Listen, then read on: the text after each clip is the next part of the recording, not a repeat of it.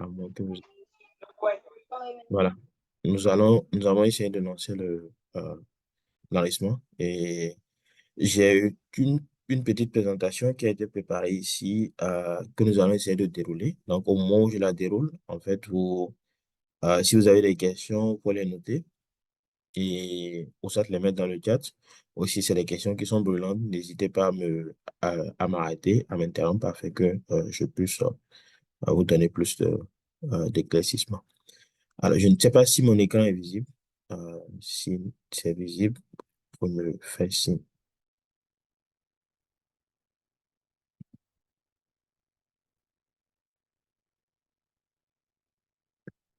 Euh, L'écran il est visible, si quelqu'un peut me le confirmer.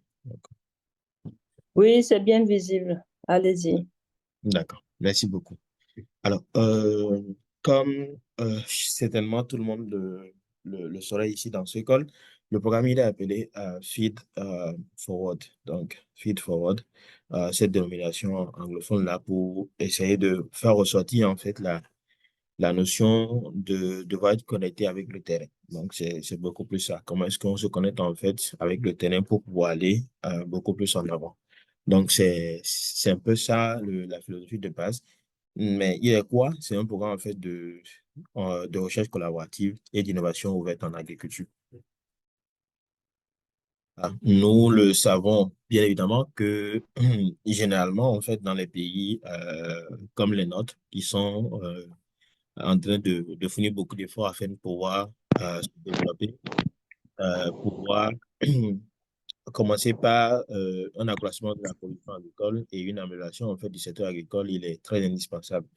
Euh, dans des contextes où nous avons aussi une évolution en fait rapide de la population de notre pays, dont les besoins en fait sont très sont très grands.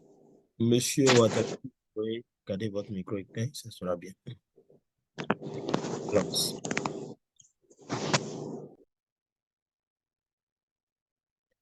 Ok, merci beaucoup.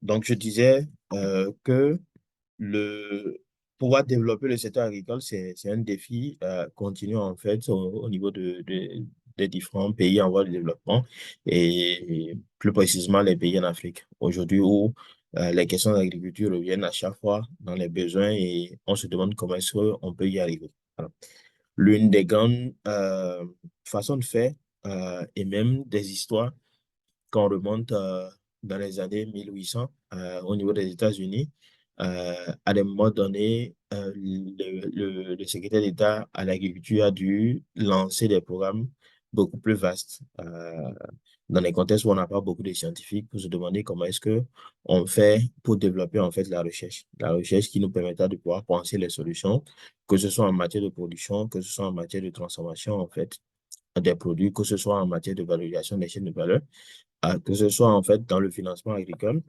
Bref, essayer de se mettre.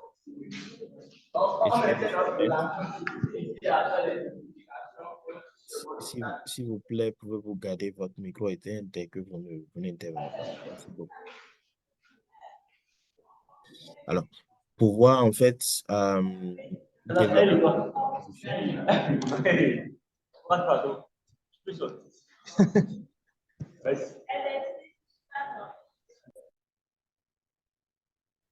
OK.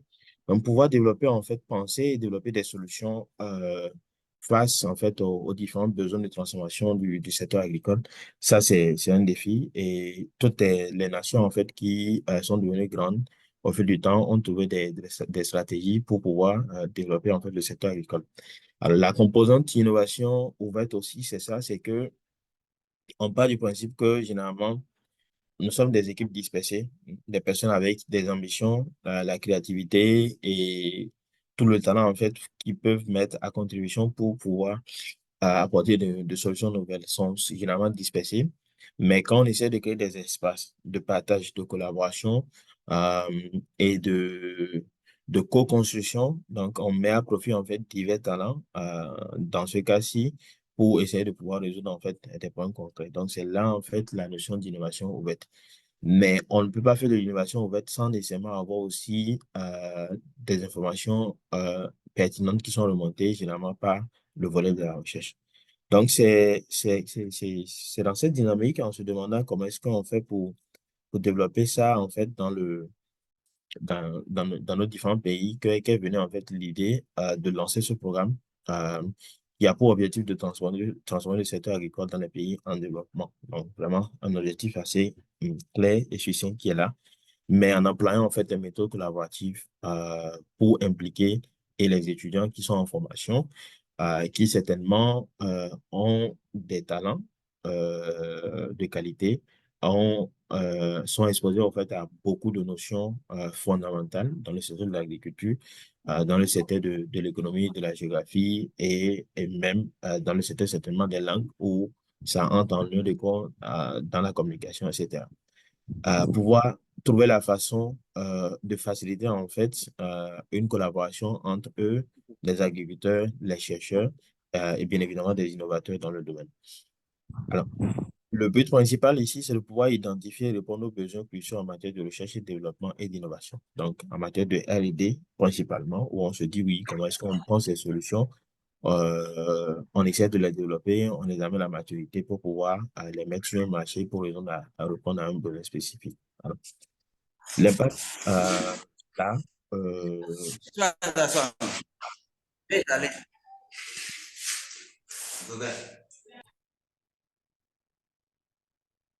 une fois encore, s'il vous plaît, essayez de garder vos micros éteints dès que vous ne parlez pas.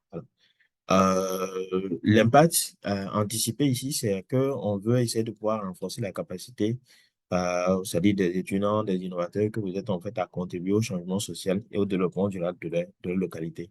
Et aussi de pouvoir former une communauté active de personnes qui sont, c'est-à-dire impliquées dans l'avenir en fait d'une agriculture meilleure.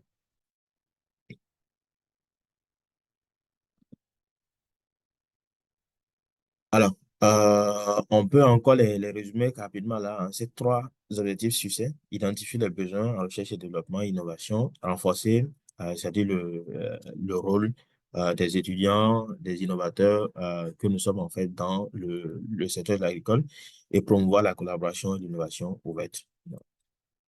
L'initiative de base a été lancée par deux structures, AfriCitizen, qui se consacrent beaucoup plus à la production de la donnée de façon collaborative afin de pouvoir mieux informer les politiques publiques, et Fario, qui est une jeune entreprise qui travaille en fait au quotidien à l'amélioration en fait de la productivité agricole et aussi à l'accès à l'information en fait des agriculteurs. Parce que l'accès à l'information est la base en fait, de tout un changement en fait dans le secteur agricole. Euh, voilà. Comment est-ce que ça a été pensé? C'est qu'on s'est dit qu'on peut essayer de faire une combinaison en fait c'est-à-dire de façon de faire. Donc, utiliser les méthodes dans le monde de la recherche participative où on essaie en réalité de pouvoir co-construire en fait les éléments, les composantes en fait de tout un grand projet de recherche et avec des équipes distribuées. Aujourd'hui, nous sommes 20 dans ce call, mais en fait, les personnes qui ont manifesté l'intérêt en fait à faire partie de ce programme, nous sommes pratiquement une soixantaine. Et l'idée en fait, c'est de pouvoir faire cette distribution en fait de contributions, et dès que nous avons des petites contributions qui remontent en réalité de façon dispersée, ça permet à la fin de pouvoir avoir un peu comme de grosses bases de données que nous pouvons produire qui peuvent être utilisées afin de faire des études, afin de pouvoir mieux appréhender des marchés pour identifier des opportunités en fait de pouvoir créer des solutions innovantes. Alors, faire des études de terrain, bien évidemment, ça rentre dans toute cette démarche de recherche participative là et s'inspirant en fait des résultats de ces premières analyses pour essayer de faire le développement et le test des innovations. Donc, ça peut être des innovations en termes de services, ça peut être également des innovations en termes de création des produits spécifiques, ou également en fait dans la production et la diffusion en fait de connaissances. Les résultats ou outputs qu'on peut essayer de viser là, oui, c'est la création d'un rapport qui soit succinct, fait à base d'une donnée de grande quantité, pouvoir développer en fait des prototypes de solutions innovantes, renforcement de capacités bien sûr au sein de la communauté. Donc, nous allons essayer de trouver le mécanisme par lequel on peut allier formation, action. Donc, essayer d'avoir de ces discussions, telles que nous sommes en train de le faire ici, pour co-construire en fait c'est-à-dire l'initiative ensemble. Et bien évidemment, l'une des grandes finalités, c'est de pouvoir, à partir de cette initiative de base, en fait, former un réseau de collaboration qui sera fort et ensemble, on peut identifier en réalité plus d'opportunités c'est-à-dire de collaboration et de création en fait de la richesse. Alors, nous avons pensé à un plan et la première phase, c'est celle de la préparation de la planification.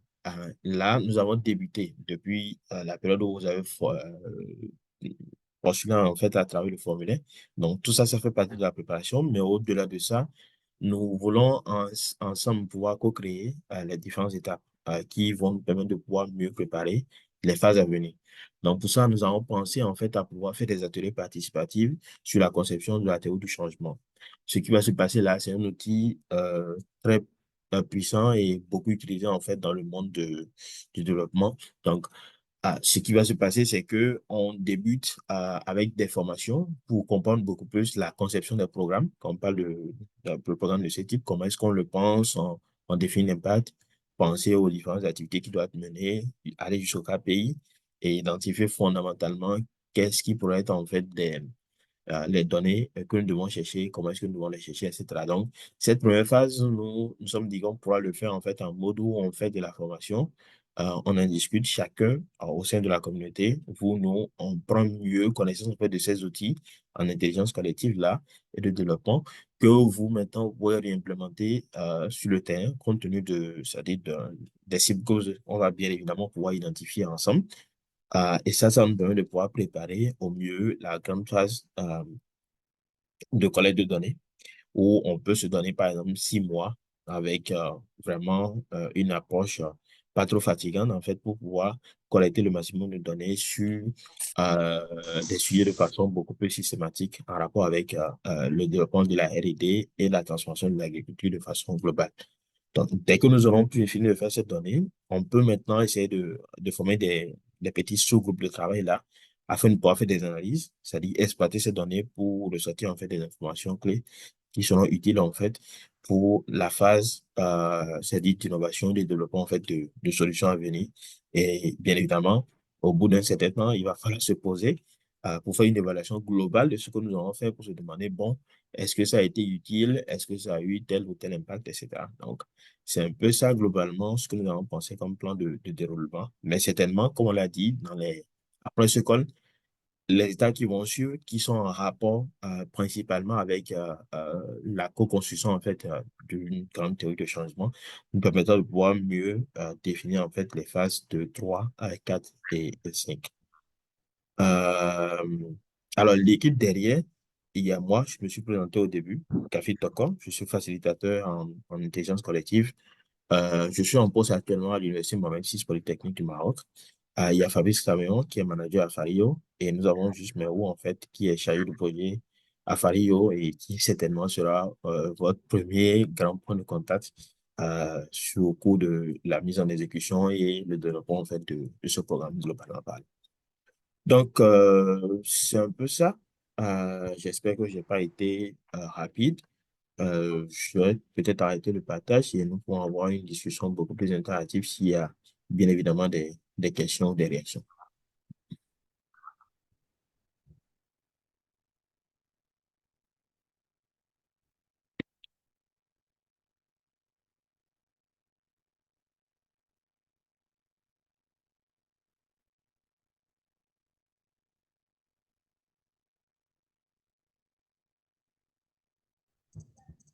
J'espère que je ne suis pas seul.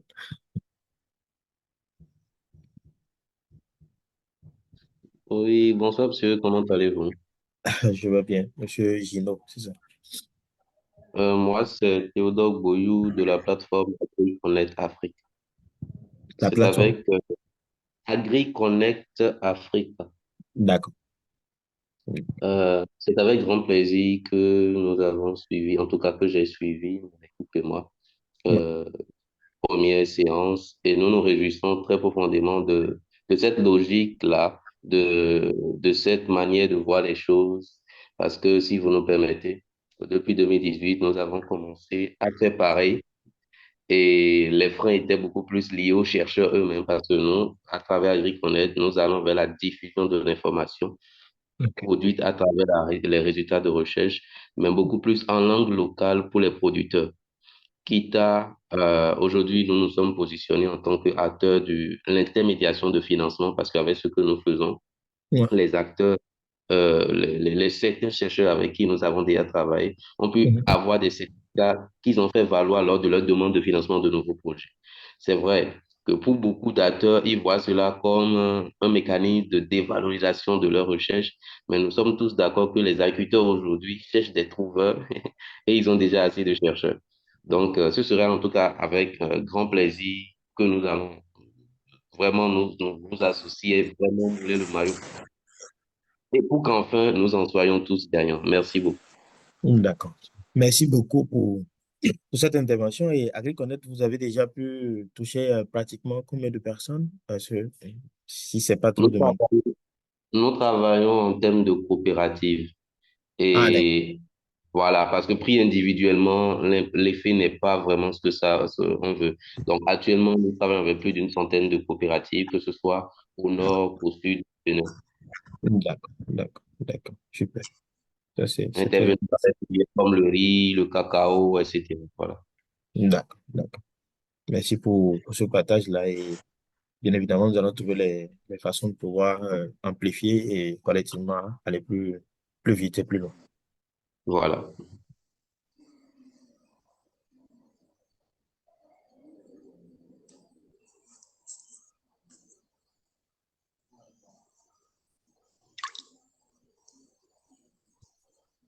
Et s'il y a d'autres questions, réactions?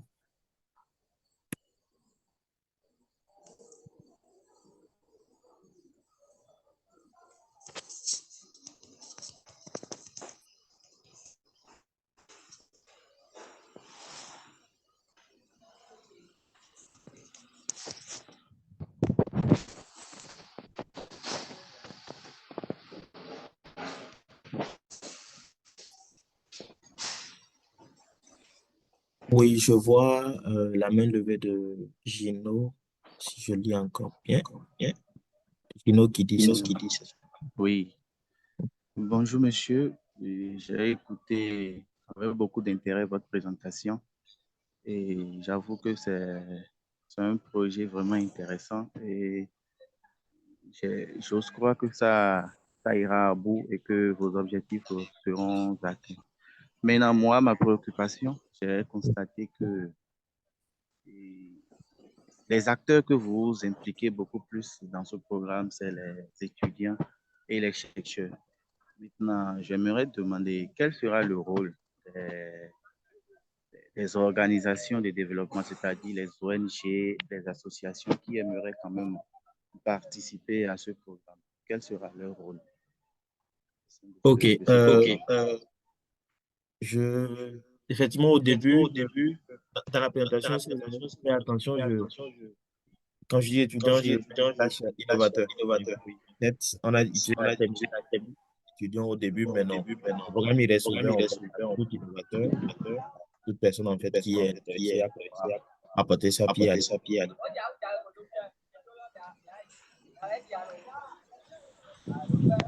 Ok, merci.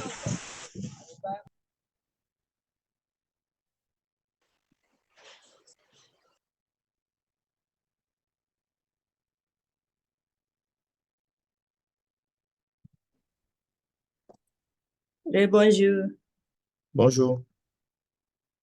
c'est Madame Fatmata Djabi, promotrice de l'entreprise sociale Jeunes Agro-Innovateurs du Mali.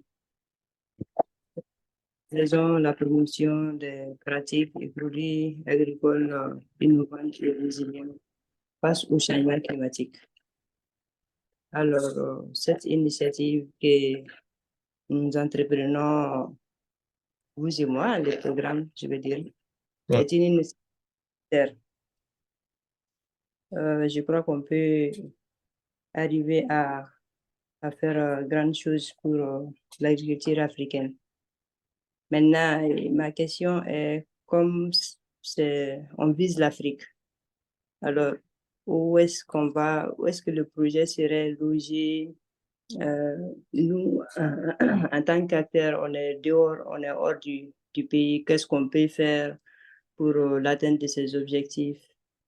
Et je, je crois que je m'arrête là d'abord pour avoir une idée sur ça et après voir. Ouais. En fait, la philosophie en elle-même des projets de recherche collaborative, c'est qu'elles sont ouvertes et elles peuvent être en fait multi-pays. Donc, actuellement, nous sommes ouverts, en fait, et comme vous aurez pu le constater, il y a une diversité en termes de pays qui est représentée. Mais Fario et Affaires citoyennes sont des structures qui sont légalement enregistrées au Bénin. Mais l'initiative, en fait, elle est ouverte, en fait, à la contribution venant de divers pays. Ouais.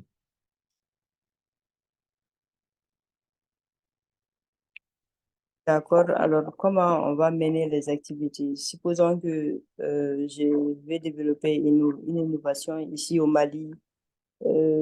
Comment le programme ou comment ça va se passer en réalité? Oui, la première étape qui consiste en fait à produire de la data, là, c'est que nous allons produire de la data à travers les différents pays. Et dès qu'on fera de l'analyse et qu'il y a des possibilités en fait de pouvoir créer des innovations, Kit s'est ouvert pour que en fait le lieu d'implémentation en fait puisse être distribué. Donc, je m'explique. On suppose que si on fait et que vous contribuez à collecter une donnée dans une ville ou un village du Mali et qu'après analyse, on essaie d'identifier une solution dont ce territoire a besoin. Donc, l'idée par la suite serait de se dire oui, c'est comme s'il y avait déjà une étude de marché, il y a une compréhension d'un problème, on a identifié une innovation précise pour la développer maintenant. Si vous voulez le faire, par exemple au Mali, donc dans cette région, vous êtes en fait libre de le faire et on peut essayer de mobiliser au sein c'est-à-dire du réseau les compétences qui pourront vous accompagner en fait à pouvoir développer la solution. Donc, je ne sais pas si ça répond en fait à votre question. D'accord, j'ai compris. Merci. Super. Merci pour la question.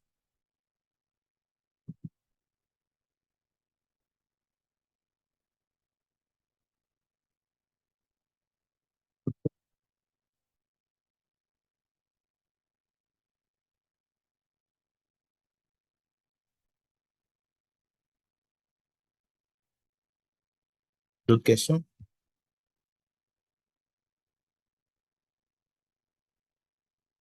Alors, est-ce que oui, je vois Monsieur Justin euh, Taïra. Ouais, nous écoutons. D'accord. Bonjour à tout le monde. Moi, c'est Justin Taïra. Vous me recevez? Vous recevez? Oui, on vous reçoit maintenant. Vous pouvez répéter, s'il vous plaît. D'accord. Moi, c'est Justin Taïra, depuis le Cameroun. Je suis agronome, agroéconomiste de formation. Bon, déjà, je salue le projet parce que c'est une initiative euh, importante pour notre agriculture. Bon, ce que j'aimerais savoir, c'est comment est structuré le projet. Est-ce que la collecte des données, par exemple, afin de trouver des solutions concrètes aux problèmes rencontrés chez les agriculteurs ou bien les paysans, est structurée du genre, euh, il y aura une phase peut-être de collecte selon les filières de production. Euh, Est-ce que, en termes d'innovation, cela est aussi diversifié, du genre l'innovation numérique, la digitalisation de l'agriculture et en même temps la production peut-être des semences, la mise en œuvre peut-être des semences et tout et tout. Donc voilà un peu ce que j'aimerais savoir. Ok, super. Oui, par rapport à la première question de savoir si on aborde un sujet ou l'autre, un secteur ou l'autre, en fait, Ce qu'il faut comprendre, c'est à cause de ça que nous voulons débuter la phase 1 avec une dynamique de co-construction avec vous pour essayer de bâtir ce qu'on appelle une théorie de changement. Une théorie de changement, c'est de partir de l'impact, identifier en fait les activités que nous devons mener, les résultats que nous escomptons en fait ensemble, et aller jusqu'au petit détail pour se demander en fait quel est le besoin de données spécifiques. Donc, c'est en fait les ateliers, ces ateliers participatifs que nous allons mener avec vous là, Ok. beaucoup plus vous former, sur comment est-ce que vous pouvez utiliser la théorie de changement, faire des ateliers participatifs, vous voyez, dans des villages ou avec des Ok. agriculteurs ou avec des transformateurs, vraiment en tenant compte de différents aspects. Dès que vous les animez, en fait, c'est ce qui permettra de pouvoir, ensemble, quand on va les mettre, vous voyez, en un là, de se dire, bon, en fait, quand on parle d'agriculture, il y a tel, par exemple, vous étiez en train de parler des semences, vous étiez en train de parler de ci, de ça. Donc, c'est ça qui va nous permettre de pouvoir identifier, en fait, les composantes de l'étude pour la production de la donnée. Donc, je ne sais pas si vous voyez, c'est votre contribution, c'est cette co-construction qui nous permettra de savoir, en fait, ce que nous allons pouvoir collecter comme data. Euh, et après avoir fini de collecter la data, maintenant, l'innovation, en fait, ne se limite pas au numérique. Une innovation, ça peut être une innovation à créer un nouveau service, ça peut être à se dire à créer une nouvelle machine, ça peut être aussi en réalité à créer une solution numérique. Donc, quand on dit innovation, vraiment, c'est 360 dans sa globalité. Ok. Merci. Et Je ne sais pas si ça répond à votre préoccupation. bon, c'est bon, merci. Super.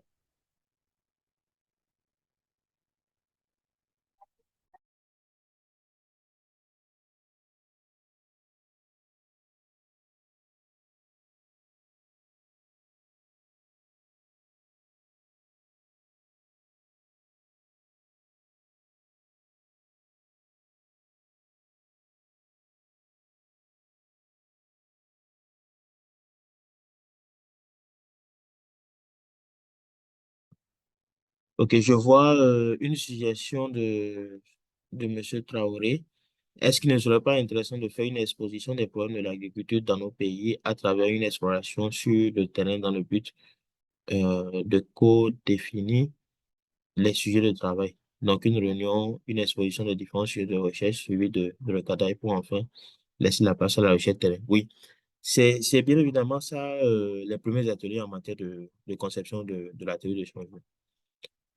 C'est à ça que ça va servir de façon concrète et bien sûr en alliant formation et essai. Donc, j'ai envie de le dire comme ça. D'accord.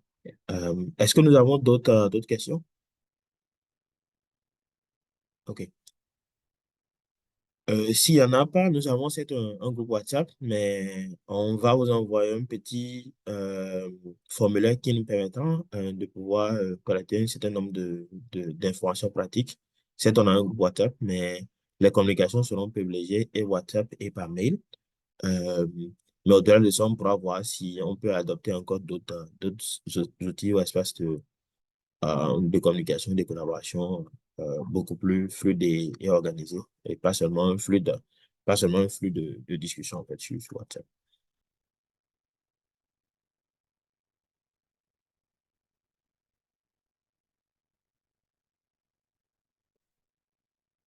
OK. S'il n'y a pas d'autres questions, je ne sais pas si Fabrice a quelque chose à ajouter ou juste. Non, je pense qu'on a déjà parlé de l'essentiel et euh, la suite, en fait, sera définie. D'accord. On puisse avancer. OK. Pour l'identification des dates pour les prochains ateliers de base là, sur la théorie du changement, je crois qu'il serait bon que nous envoyions, on peut créer un sondage dans le groupe WhatsApp aussi, rapidement, pour essayer de voir les dates ou les heures qui vont convenir en fait aux uns et aux autres. Et en fonction de ça, nous allons essayer de programmer. Ça sera des trucs en ligne, comme ça, en utilisant via Zoom.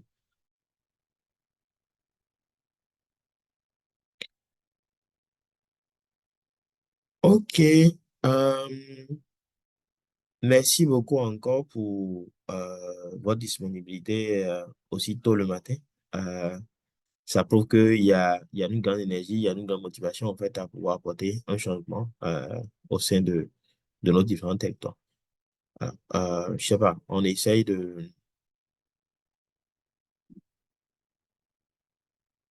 on active les caméras pour essayer de faire une photo d'ensemble en ligne là, ou on laisse ça pour dès on aura l'occasion de pouvoir se voir en personne.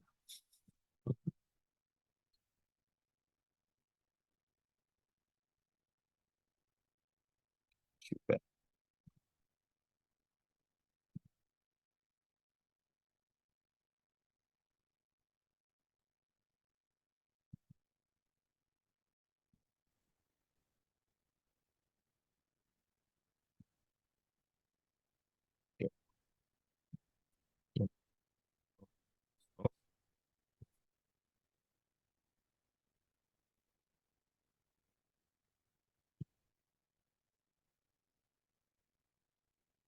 Euh,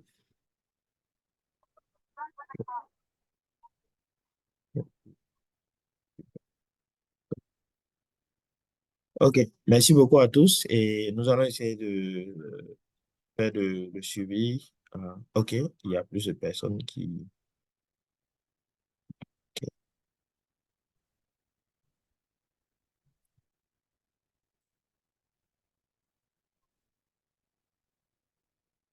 On va essayer de faire une deuxième.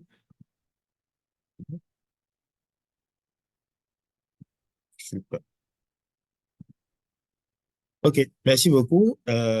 Et nous vous tenons informés via le groupe WhatsApp pour la suite. Et ouais, on se dit bonne suite de journée, bonne suite de mois de Ramadan aux fidèles musulmans et catholiques parmi nous.